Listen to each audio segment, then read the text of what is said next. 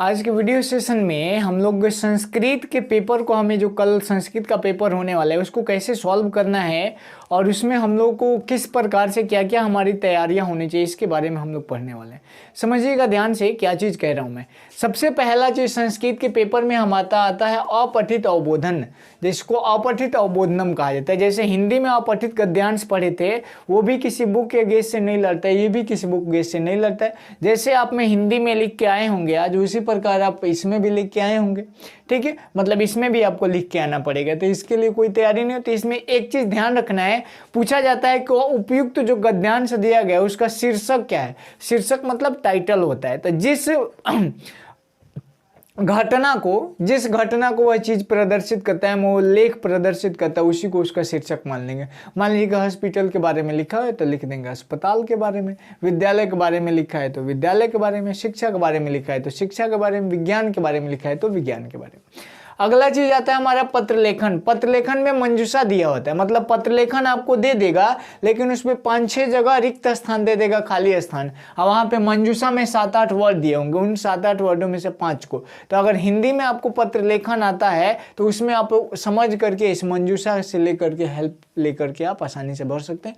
ये 7 नंबर का, ये 12 नंबर का पूछा जाता है परीक्षा में, ध्यान रखना है। ठीक, उसके बाद आता है अनुच्छेद लेखन। अनुच्छेद लेखन मतलब क्या होता है, जैसे हिंदी में हमें क्या पूछा जाता है, निबंध लेखन पूछा जाता है, उसी प्रकार इसमें अनुच्छेद लेखन पूछा जाता है। यह अनुच्छेद लेखन 7 नंबर का होता है और इसको 7 लाइन में लिखा होता है। जैसे सबसे फेमस है गंगा नदी पे आता है। ठीक है, तो गंगा नदी के बारे में संस्कृत में 5 गो या 7 गो वो सेंटेंस लिख देना है, वो हमारा हो जाएगा किसका, अनुच्छेद लेखन हो जाएगा। विद्यालय दे देगा, विद्यालय पे 7 लाइन में लिख देना है, संस्कृत में लिखना है। अनुच्छेद को कभी भी संस्कृत में लिखा जाता है। ठीक, उसके बाद शब्द रूप और धातु रूप। बालक शब्द रूप, बालका बालको बलका, धातु रूप पठति पठता पठंती। तो ये अकार अंत वाला मैं बोल रहा हूँ और धातु वाला मैं जो बोल रहा हूँ वो वर्तमान काल का बोल रहा हूँ। तो तीनों काल का आप याद रखिएगा और साथ में विधिलिंग का याद रखिएगा। अब इसमें डायरेक्ट नहीं पूछेगा कि बालक शब्द रूप लिखिए, उसमें कहेगा कि बालक शब्द रूप के, है ना, प्रथमा विभक्ति में बहुवचन क्या होगा, बालक शब्द रूप के सप्तमी विभक्ति में, षष्ठी विभक्ति में द्विवचन क्या होगा। तो ऐसे क्वेश्चन पूछा था। वैसे धातु रूप में क्या पूछेगा कि वचन में मतलब बहुवचन होना चाहिए, और ये पूछ देगा आपका क्या कह सकते हैं, उत्तम पुरुष होता है, मतलब पुरुष में उत्तम पुरुष, और ये पूछ देगा आपका क्या कहते हैं बहुवचन क्या होगा। तो ऐसे पूछा जाता है। तो धातु रूप नहीं पूछते, उनका सेपरेटली एक वर्ड पूछा जाता है। उसके बाद संधि और संधि विच्छेद बहुत इंपॉर्टेंट है। संधि 2 तरह से पूछा जाता है। एक तो डायरेक्ट आपको वर्ड का संधि करके देगा, जैसे दे देगा यहाँ पे विद्या जोड़ाले, विद्या जोड़ाले, और दूसरा वर्णों का दे देता है। तो यहाँ का लास्ट वर्ड क्या है, आ, और यहाँ का लास्ट वर्ड क्या है, आ, और आ आपस में मिलेगा तो ये क्या बनेगा, विद्यालय बनेगा। विद्यालय, ये विद्यालय बनेगा। दैट मीन्स आ और आ मिल करके क्या हो गया, आ गया। तो इसी प्रकार पूछा जाता है कि आ और आ मिल करके क्या बनेगा, वहाँ पे 4 गो ऑप्शन दे देगा। तो वर्ण का भी पूछता है और शब्द का भी पूछता है। तो स्वर संधि जो होता है, जो भी आप रिस्पेक्टिव गाइड लिए होंगे MBD या फिर अदर पब्लिकेशन का, गोल्डन वगैरह का, तो वहाँ से आप लोग देख लीजिएगा।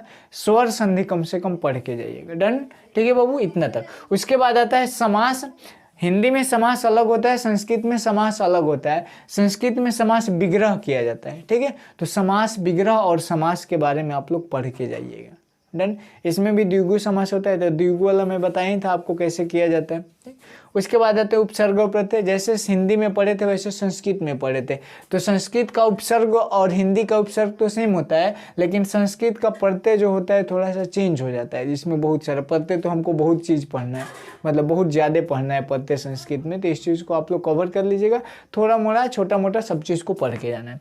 फिर हमारा आगे कारक और विभक्ति। इसमें विभक्ति जैसे सूत्र पूछ देता है, विभक्ति में सूत्र को पूछ देगा, कहेगा कि सहार्थे तृतीया सूत्र की व्याख्या करें। सहार्थे तृतीया सूत्र की व्याख्या करें। कर्मणि द्वितीया करके सूत्र होता है, इसकी व्याख्या करें। ये सब सूत्र जो है आप जो भी रिस्पेक्टिव गाइड लिए होंगे, आपके गाइड में दिया होगा, तो उसमें गाइड में से आप 4-5 को याद कर लीजिएगा। 4-5 में से 1 या 2 रहेगा जिसका व्याख्या करना होता है, आप लोग करके आ जाइएगा आसानी से। नेक्स्ट चीज है हमारा अनुवाद। अनुवाद जो है आपके रिस्पेक्टिव गाइड में 50-60 अनुवाद दिया गया जिसमें से 10-12 पूछे जाएंगे, जिसमें से 7 आपको बना करके आना होता है। ठीक, तो उस चीज़ को आप लोग कर लीजिएगा, मतलब अनुवाद को एक बार सब पढ़ लीजिएगा ना, तो आराम से आप लिख के आ जाइएगा, क्योंकि यह अनुवाद जो है मैं चाह कर भी नहीं पढ़ा सकता आपको। ठीक है, तो ये हमारी मजबूरी कह सकते हैं, इसलिए मैं थोड़ा सा। और चैप्टर में जो श्लोक आता है उसमें 2 श्लोक होगा, एक मंगलम चैप्टर है, एक नीति श्लोका चैप्टर है। दोनों चैप्टर से 2 श्लोक को याद करके जाइएगा और उनका व्याख्या कैसे किया जाता है इसको पढ़ करके जाइएगा। इसके लिए मैं हम्बल रिक्वेस्ट करता हूं कि मंगलम का कोई 2 श्लोक और नीति श्लोका का कोई 2 श्लोक, ये दोनों श्लोक को आपको याद कर लेना है। श्लोक को याद कर लेना है, मतलब भरने वाला भी दे सकता है, और इनका हिंदी में अर्थ को भी समझ लेना है, ताकि आप पेपर में आसानी से करके आए। श्लोक तो जरूर ही पूछेगा। तो ये कुछ इंपॉर्टेंट पॉइंट्स थे, ये कुछ इंपॉर्टेंट पॉइंट्स। ऐसे तो बहुत सारे संस्कृत में पूछे जाएंगे, लेकिन मैं वही चीज़ें बोर्ड पर नोट किया हूँ जिसको आप लोग एक रात में, मतलब आज से लेकर के कल सुबह 9 बजे तक, मतलब अब ऐसा नहीं इसमें सोना भी है, 3-4 घंटे पढ़ाई करोगे तो ये सब चीज़ कंप्लीट हो जाएगा।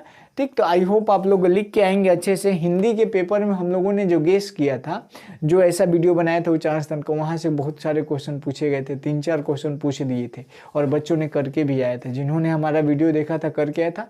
आप भी संस्कृत में ऐसे ही रेडी कर लीजिए और संस्कृत के भी ऐसे जैसे मैंने बताया वैसे प्रिपरेशन कर लीजिए, ऐसे ही करके आइएगा। ठीक, तो आई होप आप लोग समझ गए होंगे। अगर किसी भी प्रकार की कोई भी समस्या आती है आपको तो वीडियो में कमेंट जरूर करें, उसको नेक्स्ट वीडियो सेशन में या उसको जो भी हल होगा उसका समाधान आपको किया जाएगा।